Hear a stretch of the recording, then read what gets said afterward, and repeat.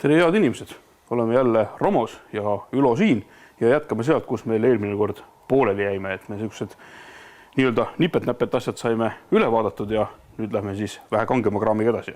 No eelmine kord oli jutt, et umbes jõuame nagu ülekande juurde või kere juurde, aga siis tuli veel nii palju asju meelde, et sinna me ei jõua veel seekord, et endiselt oleme mootori juures. Tähendab, et toodetakse ka komplekseid väntvõlle. See tähendab seda, et mõnikord on laagrikohad kulunud, et laager enam ei püsi seal peal.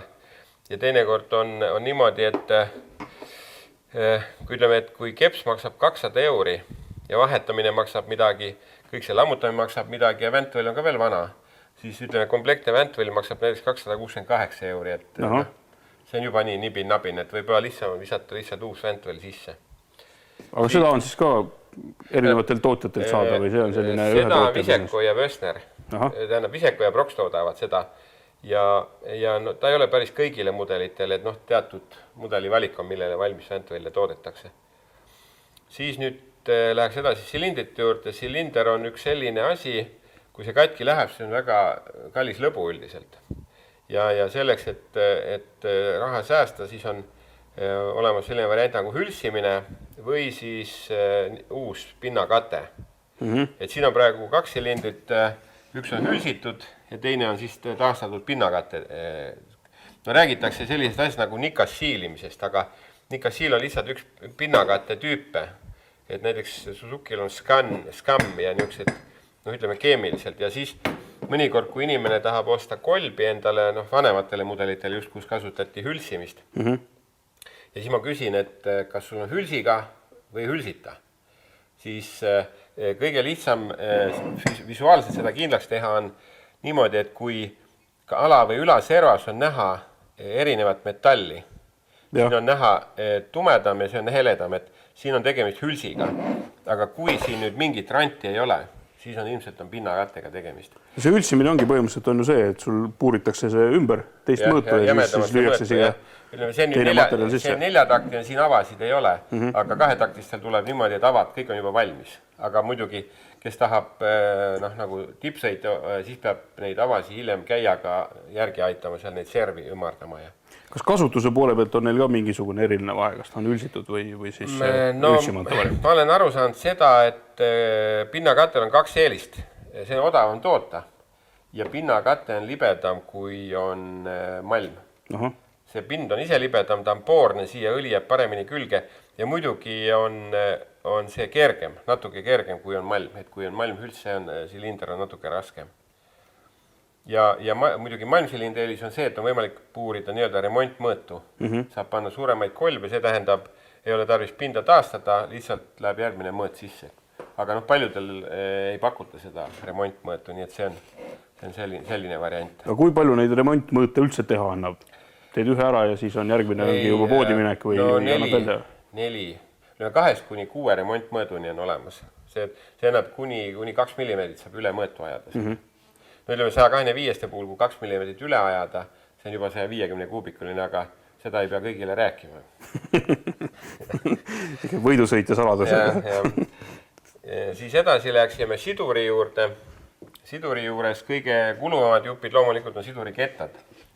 Et kettaid müüb Prox ja Viseko müüvad ka ühe kaupa, aga mugavam ja palju nagu kasutatavam on see variant, et ostetakse nii-öelda kettakomplekt.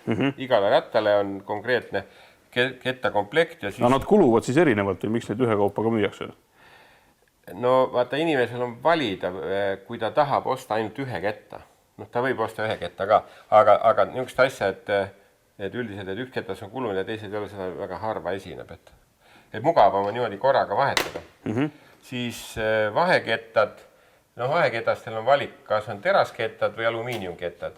Ja mis on nüüd nende vahe on selline, et kui alumiiniumkettad on kergemad ja kui siia panna nüüd üks pakk kettaid kokku ja need hakkavad suure kiirusega pöörlema seal 6-7 tuhat pööret, siis tekib suurem inerts.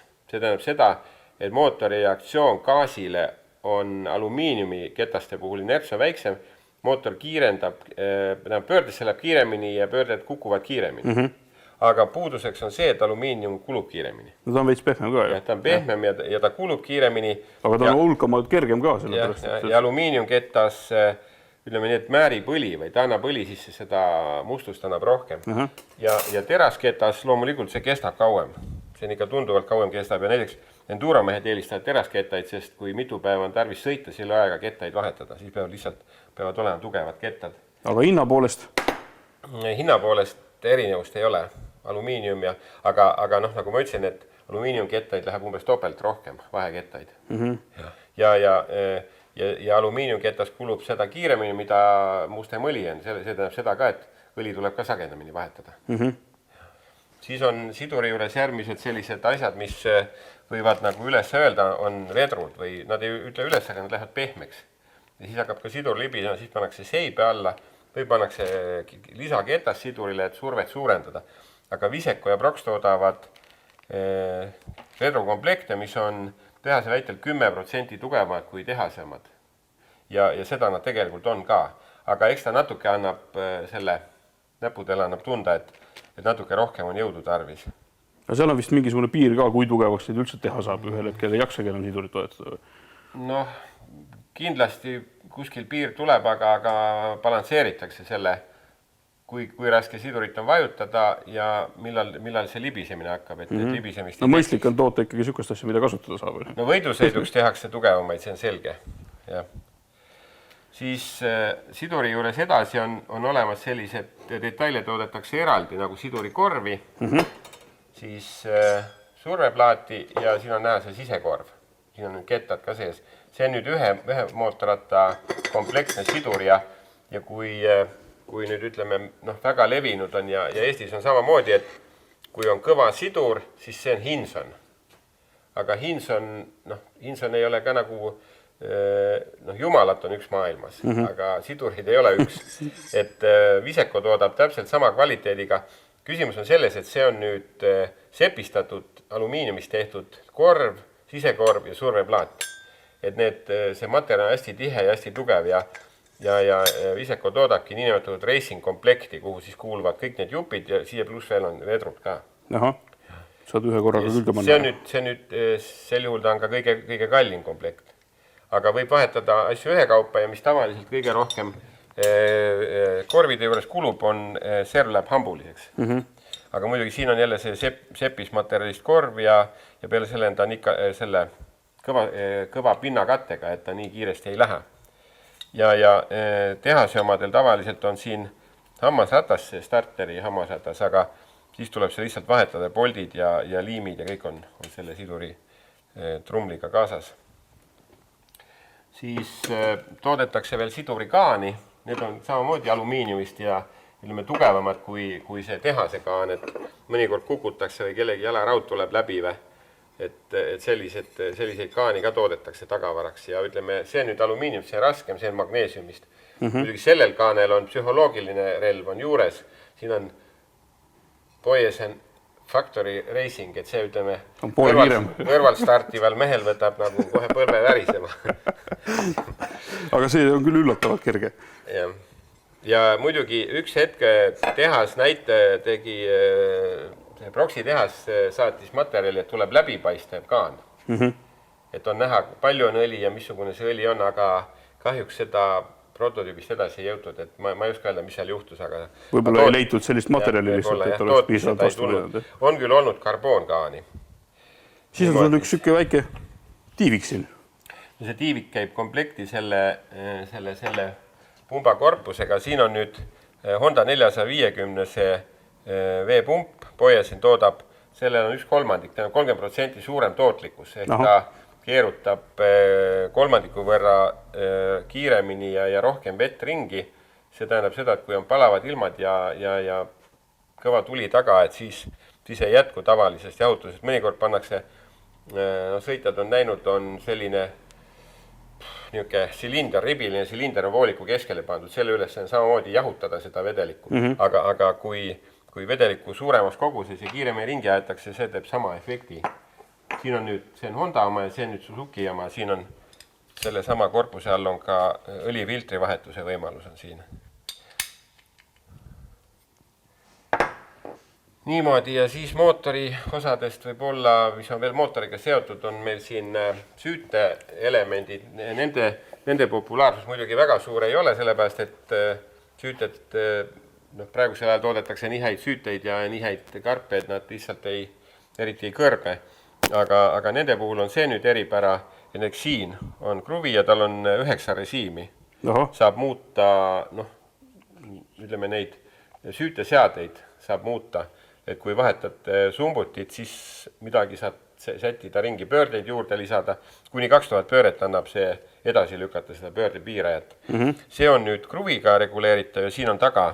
Õpetus ka palju, mida tegema. Taga on õpetus. Ja see on nüüd veel täiuslikum variant. Siin saab laptopiga seda reguleerida. Kaasas on tal selline väike programm ja selle paneb siis laptopi. Aju paneb sinna otsa ja siis hiirega saad 6 erinevat karakteristikud muuta. Muudad karakteristiku, seivid ja paned peale ja proovid. Ainuke puudus on muidugi see, et selle pead sa tegema programmeerimise teed ära ja siis proovid niimoodi, et kohe masina peal see ei võimalda teha. Aga siia siis pääseb niimoodi ligi, et võtad lihtsalt väikse kruvika ja keerad. Saab proovida muuta seda settingut ja minna sõita lihtsalt jälle proovida. Siin on kohe spetsiaalne väike kruvikas ka kaasa pandud, et saad... See nüüd Yamaha kruvikas sinine. Nii, me oleme siis sujuvalt siin nüüd tänased asjad kiiresti ära rääkinud, mida jälle endale valida saab ja mis hea on. Mis meil nüüd veel rääkida on? Tähendab, et oleks ilmselt huvitab sõitjaid kindlasti pidurimajandus. Et meil endalgi on näiteks piduriklotsid on, kui rääkida nüüd hinnast, on piduriklotsid 15 eurot, 30 eurot ja 70 eurot. 70 eurot on tehase klotsid. Et mis seal nüüd vahe on ja mida keegi kasutab, et kui ta palju pidurdab või hea killu pani muidugi Sergis, kes korvide maailmameister oli, siis rääkisime, et sellised klotsid ja mis need head on ja Sergis ütles, et vahet ei ole, sõidu lõpuks on kõik otsas. ja siis kettad muidugi, miks näiteks MM-i meestel on mingid sellised erilised ribidega kettad ja siis selline puht igapäevane asi nagu amordi kiigelaagrid, lingilaagrid, roolilaagrid, nende,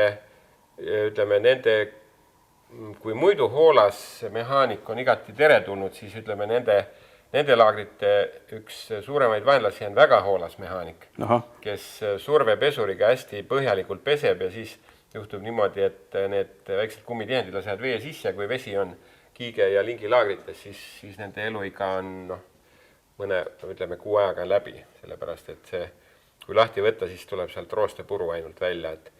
Ja siis Prox toodab selliseid komplekte, mis on nagu, ütleme, poole võrra odavamad kui tehasemad, kuhu kuuluvad laagrid, puksid, tihendid, et selles mõttes ei ole tarvis kõik eraldi asju hakata tellima, sest tavaliselt, kui see kiige võtad alt ja laager kukub kokku, ega seal sisepuksil ja tolmutihenditel ka enam mingit eluiga ei ole, et see läheb automaatselt kõik vahetusse. Vot nii, head inimesed, selliste huvitavate teemadega jätkame siit järgmine kord ja siis Ülo otsib äkki siia veel huvitavaid asju juurde, nii et üllatus meilegi. Seniks aga kaunist nägemist ja näeme jälle. Väga.